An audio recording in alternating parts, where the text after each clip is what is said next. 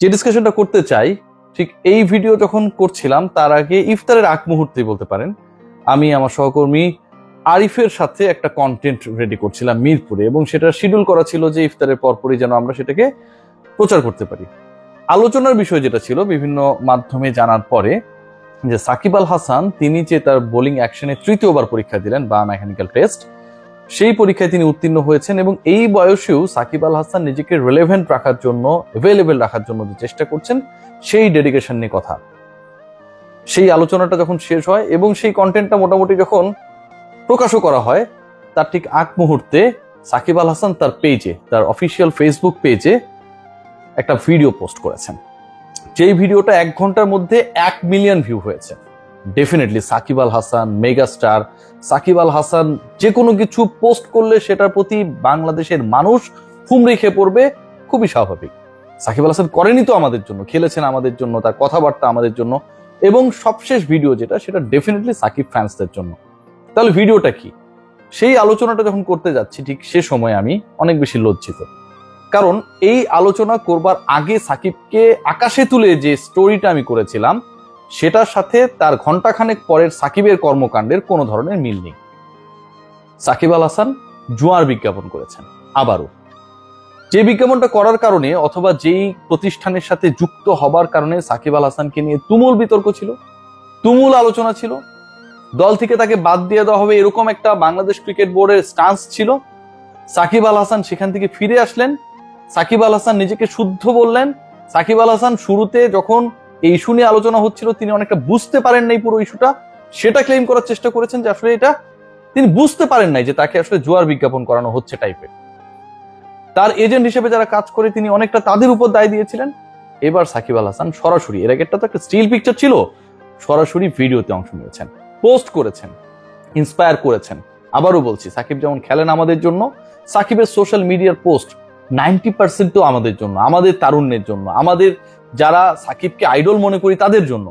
সেই তাদেরকে সাকিব আল হাসান জুয়া খেলার পরামর্শ দিয়েছেন, আস্থা রাখতে পেরেছেন, বলেছেন 1x বেটের উপরে, এবং সেটার উপর সাকিব আল হাসানের মানে ওই জুয়া কোম্পানির উপর সাকিব আল হাসানেরও আস্থা রয়েছে। এবং তরুণ প্রজন্ম যদি আস্থা রাখে তাহলে তারা তাদের যে বোনাস, যে আয়, সেটাকে দ্বিগুণ করতে পারবে। সাকিব আল হাসানের পোস্টে সাকিব আল হাসান কি করার চেষ্টা করেন, খুব ইন্টারেস্টিং কিছু ফ্যাক্টস আপনাদের সাথে আলোচনা করব। Why do millions of cricket fans choose 1x bet? কেন এটাকে আসলে চুজ করা হয় মিলিয়ন্স অফ ক্রিকেট ফ্যান্স? এবং সেখানটায় তিনি ব্যাখ্যা দিচ্ছেন, simple, here you can bet on your favourite matches, আপনার ফেভারিট ম্যাচেসগুলো নিয়ে আপনি বেট করতে পারবেন, support your teams and multiply your winnings several times. আপনি যে জিতছেন, মানে জুয়া খেলে তো জেতা এটাকে বলে, তাই না? এটা তো বেটিং কোম্পানির কর্মকাণ্ডের সাথে তো জুয়াটাই জড়িত, সেটা আপনার মাল্টিপ্লাই হবে সেভারাল টাইমস।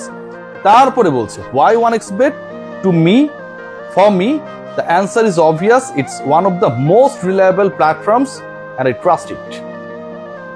এই বেটিং বা জুয়া কোম্পানিকে তিনি বিশ্বাস করেন, সাকিব আল হাসান বিশ্বাস করেন, এবং তিনি তার ভক্তদেরকে এখানটায় কি বলেছেন, plus you will find the biggest bonus and free spins here. Spin, ওই যে রুলেটে স্পিন করে না, আমরা দেখি না বিভিন্ন মুভিতে, সেটা যদি করা যায় তাহলে এখানটায় বোনাস আসবে।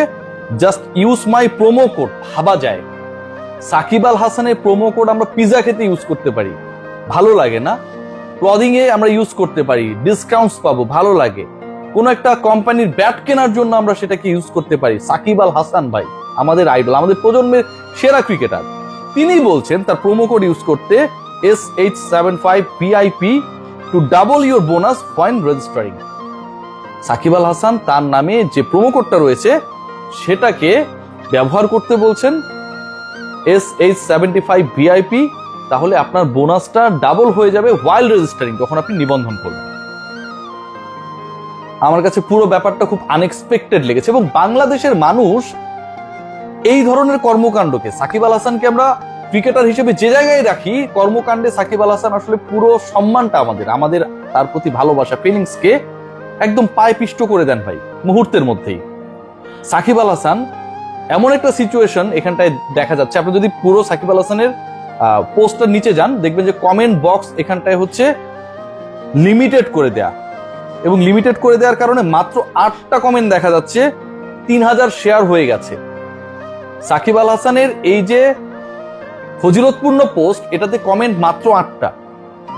সাকিব জানেন যে ভক্তদের উদ্দেশ্যে বা তার যে অডিয়েন্স গ্রুপ যাদের উদ্দেশ্যে তিনি এই প্রচারণাটা করলেন, এটাকে বাংলাদেশের মানুষ স্বাভাবিকভাবে নেবে না, ওয়েলকাম করবে না, এবং এটাই তো হওয়া উচিত, এটাই হওয়া উচিত।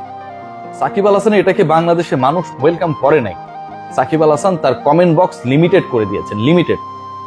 একজন এত বড় ক্রিকেটার যখন তার কমেন্ট বক্সকে লিমিটেড করে এরকম একটা বিতর্কিত পোস্ট করেন, বিতর্কিত বলেই তো তিনি বুঝতে পেরে কমেন্ট বক্সটাকে লিমিটেড করে দিয়েছেন, শুধুমাত্র টাকার জন্য, অন্য কোনো কারণে তো না। 1xBet সাকিব আল হাসানের কোম্পানি না, শুধুমাত্র অর্থের জন্য সাকিব আল হাসান এই কাজটা করলেন।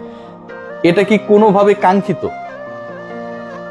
যারা তরুণ, যারা দিন শেষে এই জুয়ার অ্যাডভার্স এফেক্ট সম্পর্কে প্রপারলি নোন না, কত পরিবার, কত ফ্যামিলি নিঃস্ব হয়ে গেছে, কত ফ্যামিলির ইয়াং যারা রয়েছে পিপল, তারা এসবে অ্যাডিক্টেড হয়েছে। বাংলাদেশের আইন যেটাকে কোনো কালে সমর্থন করেনি, সাকিব যে গভর্নমেন্টের পার্লামেন্টারিয়ান ছিলেন সেই সরকার, আওয়ামী লীগ সরকারও এটাকে সমর্থন করে নাই। সেই সাকিব আল হাসান জাস্ট ক্ষমতা হারানোর পর, জাতীয় দলে জায়গা হারানোর পর আবারও তার রূপে ফিরে গেছে।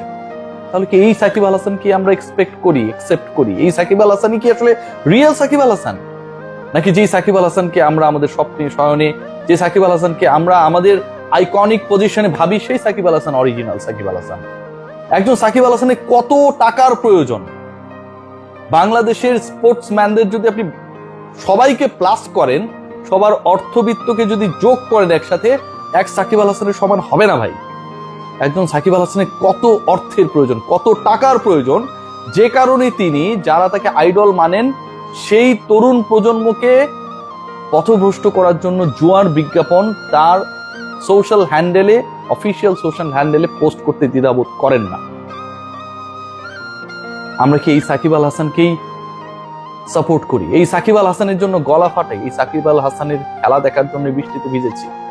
একজন মানুষ সবকিছু মিলে আইডল হয়, একজন মানুষ আইকনিক ক্যারেক্টারে পরিণত হয় সবকিছু মিলিয়ে।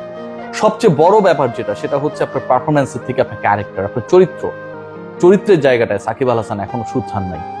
সাকিব আল হাসান বাটে পড়ে অনেক সময় অনেক কিছু বলেন, তার ভুল ভ্রান্তিগুলো নিয়ে অনেক সময় অনেক স্টেটমেন্ট দেন, কিন্তু সত্যিকারের সাকিব আল হাসান, যেই সাকিব আল হাসানকে এই মুহূর্তে আমরা দেখছি, যে সাকিব আল হাসান 1xBet এর বিজ্ঞাপন করেন, যে সাকিব আল হাসান তার নাম রেজিস্টার করলে আপনার বোনাস ডাবল হয়ে যাবে সেরকম অ্যানাউন্সমেন্ট দেন, যে সাকিব আল হাসান একটা বেটিং কোম্পানির উপরে বিজ্ঞাপনে বলেন যে আমি ট্রাস্ট করি এই কোম্পানিকে, এবং তার যারা শুভানুধ্যায়ী রয়েছেন তারাও পারলে ট্রাস্ট করতে পারে, সেখানটায় ফ্রি স্পিন করা যাবে টাকা বাড়ানোর জন্য, মানে জুয়া খেলার জন্য আপনি ফ্রি স্পিন করতে পারবেন, ঘোরাতে পারবেন। সেই কথা যখন বলেন, এটা আমাদের আইকনিক সাকিবের সাথে যায় না। আবারও প্রশ্ন রাখবো, একজন সাকিব আল হাসানের আসলে কত টাকার প্রয়োজন যে জুয়ার একটা বিজ্ঞাপন না করলে তার চলেই না? সবাই ভালো থাকবেন।